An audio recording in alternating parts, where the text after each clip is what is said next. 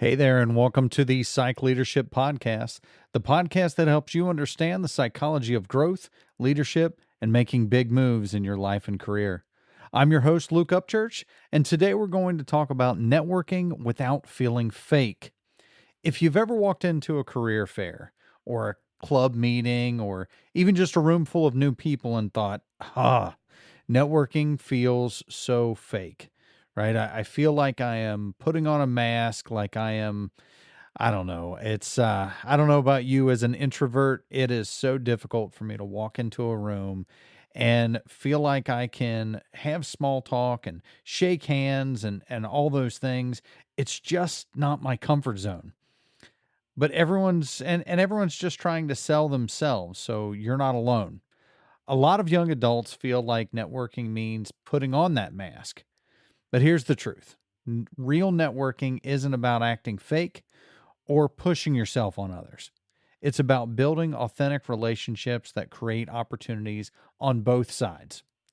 Today, we're diving into social capital theory and some psychological tools that can help build connections that actually stick without making you feel like you're faking it. So, first off, let's talk about the problem with networking, right? For most students and those that are early in career, networking gets framed as this stressful, high pressure thing. The idea being that you have to impress people, hand out your resume, pitch yourself. And that's why so many people freeze up and, frankly, so many people avoid it. But the truth is, when you approach networking as a transaction, it feels forced and unauthentic, and people can feel that energy.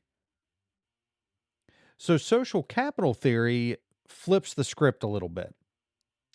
This theory says that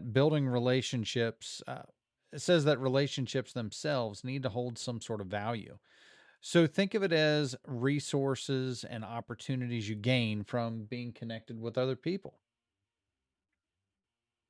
There are two main types of networking. We have bonding capital. This is close ties like your friends, your family, or those in your peer group. These folks give emotional support. And then there's bridging capital. These are looser ties like professionals, a mentor, or even acquaintance in a class that you only talk to every once in a while. These weaker ties are often the ones that open up doors like internships, jobs, and even leadership opportunities. So the point isn't to collect as many business cards as possible. I challenge you to frame up that mindset into how can I nurture both strong and weak ties so I'm building trust, support, and opportunity. So I'll give you an easy example with this because I, I can't tell you how many times that a simple conversation somewhere has led to an opportunity for me or for somebody that I'm close to in my circle. So many of you know that we have pivoted to a new model here with Psych Leadership. We used to focus on small businesses, and now I've tied this business into another passion project of mine called Rise Up Academics. And part of what we do at Rise Up Academics is that we try to create leadership and mentoring opportunities for high school and college students. We really saw a gap in the internships that they were being offered from a lot of the local school systems. All due respect to those teachers, they're doing the very best they can with limited resources. But we thought, well, maybe we can change that just a little bit, right? Maybe we can lean into some of our circle. And I say we because this wasn't just an idea I cooked up. This was a conversation with my wife, and then we started pulling in teachers and various school administrators in the area and built this into something. Well, in any case, when my daughter was in middle school, she worked with another young lady, and through the help of the librarian at the school, they were actually repairing Chromebooks for this middle school. Essentially, they would take all the parts of these Chromebooks, and this at the time, this librarian, he basically helped to manage the process. He would give both my daughter and this other young lady, he would give them all these parts, and they would kind of Frankenstein those parts into a working Chromebook. And the way that the model worked is essentially he was just giving them guidance, giving them the tools, but it was taking these broken components and putting them back into circulation. That concept really stuck out with me. That was one of the building blocks to Rise Up Academics, is that I noticed that there was this gap, what we call the homework gap, a difference in what students have versus what they need. And so that was part of what we were trying to overcome with Rise Up Academics, with creating this model. And so I reached out to that librarian, and turns out he continues his education, and now he's a principal of an elementary school. So I'm sure he was working on this while he was working at this middle school. But one way or another, an old contact that I barely knew his name, right? This is a bridging capital contact, an old contact that I literally had to ask my daughter and my wife, what is that guy's name that did all these things, that set these wheels in motion? And I had to look him up, and lo and behold, here he's a principal. Well, he is now on our board of directors. He has helped us make Rise Up Academics what it is because of that bridging capital contact. Now, I'll extend that even further for you. One of our interns this year is the other young lady that was working with my daughter. We happen to run into her. She is now, like I said, this was when my daughter was sixth, seventh, eighth grade, middle school years. This friend of hers, they hadn't really stayed in touch real well. They exchanged text or something like that once in a while, but they're not bosom buddies anymore. They go to different schools and so on.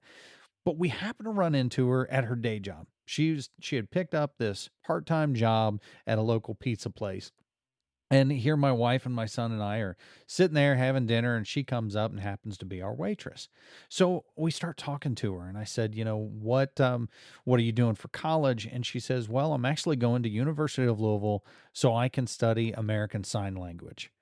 Well, wouldn't you know, one of the clients with whom we partner to create internship opportunities is, you guessed it, American Sign Language Teaching Resources. It's one of our major partners that we just started with this year. And I was looking for an intern, and I wanted, this is a pretty big client for us. So I really wanted a rock solid intern, not just an okay one, but somebody that's going to knock it out of the park. Well, even though I really didn't know a lot about this young lady, what I did know is that she was friends with my daughter, and my daughter has a high bar. And I knew that she worked on these computers with our board member, and he spoke very highly of her, said that she had great grades and so on. And so I knew the caliber of student that I was dealing with here, and that turned into an opportunity. So here, a connection, a conversation that I had had years prior, right? I barely knew this young lady. I think she maybe was at her house once, or maybe our daughter dropped off computer parts to her once over the summer, something like that. I'd seen her face a handful of times. But even though we had a relatively weak bridging capital relationship, we had that acquaintance that still opened the door for her to have a tremendous opportunity. So now here she is, a freshman at University of Louisville, studying American Sign Language, and her internship that she can do remotely, by the way. That's the power of what we're doing at Rise Up. This internship allows her a foot in the door with a company that ultimately could lead to jobs, right? That's actually putting bullets on her resume so that she can say, not just did I do a rink-a-dink internship, but I did something powerful, and I'm out here getting an education that makes me perform the internship better. Now, if you think that she is going to graduate and not have a job in hand, you're crazy. And that all came from a simple conversation. So, when we talk about this social capital theory, I need you to understand that the simplest, quick little conversation can lead to bigger things, but it starts with putting yourself out there. So, how do we do that? Well, we have to have authenticity. And there's this overarching concept called self-determination theory. And we've talked about this a lot on this podcast. So I'm not going to dive super deep into this, but it's we need to feel authentic in order to be able to connect. And that's where self-determination theory comes in. It says that we thrive when three basic needs are met. It's autonomy, and we'll call these the ABCs of self-determination theory. It's autonomy, it is belonging, and it is competence.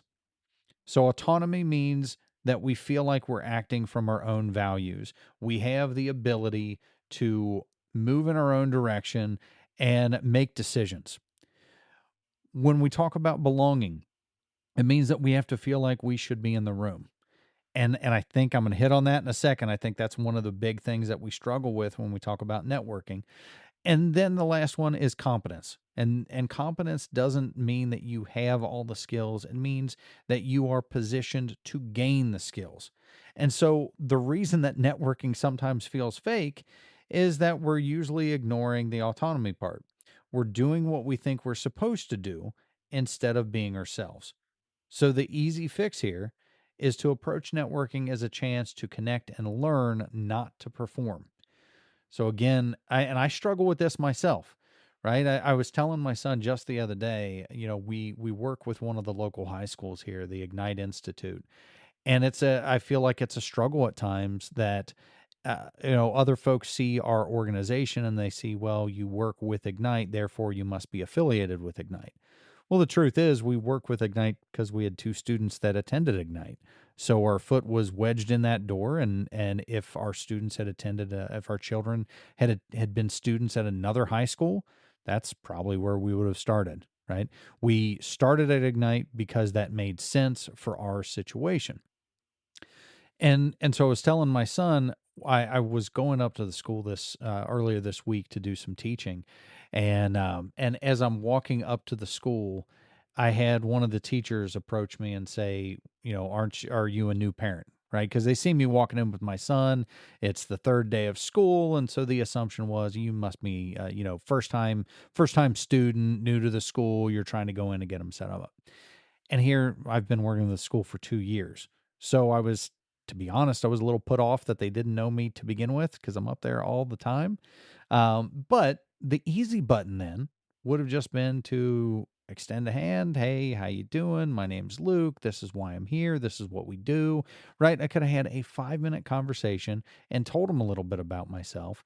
But I was worried about am I on stage? Is everybody watching? Right? I'm self-conscious. I'm anxious about those things. But instead, if I could just be myself, that's a whole different thing. And that's what I'm challenging you to do here is to think through how can you just approach the situation with this is a chance for me um, to connect and to learn from people, not to perform. So take that exact same example. What if I would have paid less attention to what do they think about me and paid more attention to, well, maybe I can learn what they're doing, right? Put the onus back on them. It's one thing that they don't know me, but I also had no idea who this teacher was either. I just got through saying that I'm at the school all the time. I couldn't tell you if she was a janitor or secretary. I mean, still to this day, I don't even know her name, and I've been up there 2 or 3 times just this week. So my point is really try to pivot that. So let's get into some other practical tips that's kind of organically led into this conversation here. So first off, there's reframe networking. Think of it as making friends with purpose. Then I want you to lead with curiosity. So instead of pitching yourself, ask questions. People love talking about their work, their journey, their advice. So instead of feeling like you're on stage, ask them. Now, the beauty of this, by the way, is that organically, if they are not, if they're not egotistical themselves, essentially, if they're the kind of person that you want to network with in the first place, it is natural. If I tell you what I do because you asked, now I'm going to reciprocate. I'm going to ask you, well, tell me about what you do. The person gets that awkward feeling of I've been talking too long, and they flip the script. Okay? Practice this with safe people. So start with your peers, professionals, student clubs, those kind of things before you jump into big events. So I know some of my audience is the students at Ignite. And one of the big events that we do every year is this big networking event where we have local business leaders come in and talk with the students. And typically what I see is the freshmen standing in the corner, staring at their shoelaces, wishing that they were anywhere else. And then the juniors are actually talking to us just a little bit. Okay. So before you put yourself into that situation, before you go to the big cocktail party at work, practice with folks that you already know in smaller groups in an environment that you are comfortable. Then I want you to leverage some of those weak ties. So don't underestimate your acquaintances. You never know where a casual conversation or a connection might lead. I've already given you two examples of this today, so I think that's pretty self explanatory. And then consistency matters. So networking isn't just at events, it's follow ups, staying in touch, and nurturing the relationship over time. So, for example, let's say that I got out of my own head and I would have shook the hand of that lady who asked me if I was there to drop off a new student. If I would have introduced myself and asked for her name in exchange, well, then the next time I'm up at the school, it is really easy to just, hi, so and so, how are you doing? Right? Just to have a 2-minute conversation. And I know I'm right there with you. I am not one for small talk. In fact, one of the reasons that I do this podcast is that right now my frame of mind is I'm just sitting here talking to my mic, right? I'm not on a stage, and this is a comfortable place for me. Okay.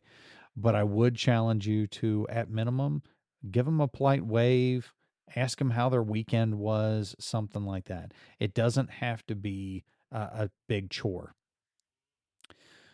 All right. So, in closing, again, networking doesn't have to be fake. It doesn't have to feel like a performance. And when you focus on authenticity, curiosity, and building trust, you're not just networking, but you're actually creating social capital. And that's one of the most powerful resources that you have. So this week, I'm going to challenge you. Reach out to one person that you know, maybe a professor, a peer, somebody that you haven't spoken with in a while, and ask them a genuine question about their path or their work, and just see where the conversation takes you, right? If they are in that same headspace, they'll lead the way. But again, people love talking about their experiences. So usually if you open the door, they will walk right through. All right, folks. Well, thanks for listening to the Psych Leadership Podcast. If this episode helped you see networking differently, share it with a friend that might need the same shift in perspective. And until next time, keep growing, keep leading, and keep making big moves in your career and in your life. We will talk again soon. Thanks.